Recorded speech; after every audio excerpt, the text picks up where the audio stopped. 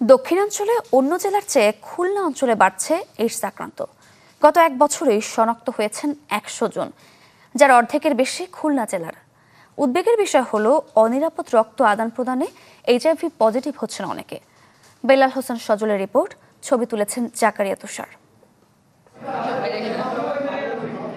Khulna medical college হাসপাতালের ART centre, যেখানে কয়েক জেলার মানুষ আসেন এইচআইভি পরীক্ষার জন্য।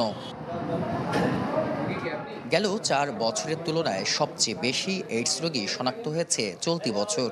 ১০০ জনের মধ্যে খুলনা জেলারই ৪৯ জন।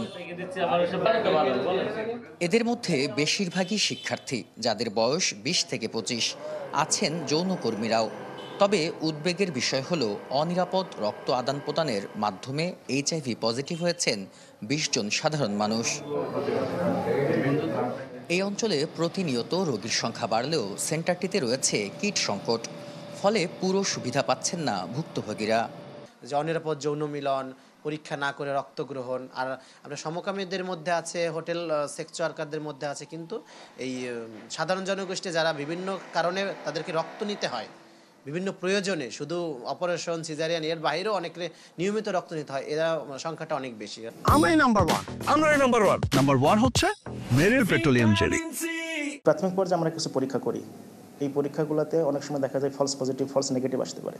এটা কনফার্মেশনের জন্য আরও কিছু পরীক্ষা করা প্রয়োজন হয়, যেই পরীক্ষাগুলো অ্যাকচুয়ালি আমাদের সরকারি কিট স্বল্পতার কারণে করতে পারছি না। এবং এই টেস্টগুলো বেসরকারি পর্যায়ে করা যাবে, কিন্তু এগুলো অনেক ব্যয়বহুল। বিভাগে এইডস রোগী বাড়ার বিষয়টি ভাবাচ্ছে জনস্বাস্থ্য বিশেষজ্ঞদেরও। বলছেন সচেতনতার অভাব, সামাজিক ভীতি এবং নিয়মিত টেস্ট না করানোই বৃদ্ধির প্রধান কারণ।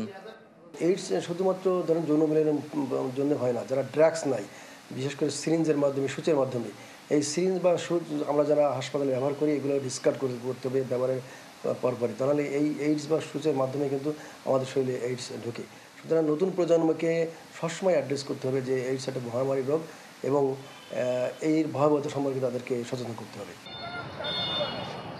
খুলনা মেডিকেল কলেজ হাসপাতালের এআরটি সেন্টারের পরিসংখ্যান বলছে, গেল ৪ বছরে ৩২১ জন এইডস আক্রান্ত রোগীর মধ্যে মারা গেছেন ৮৮ জন।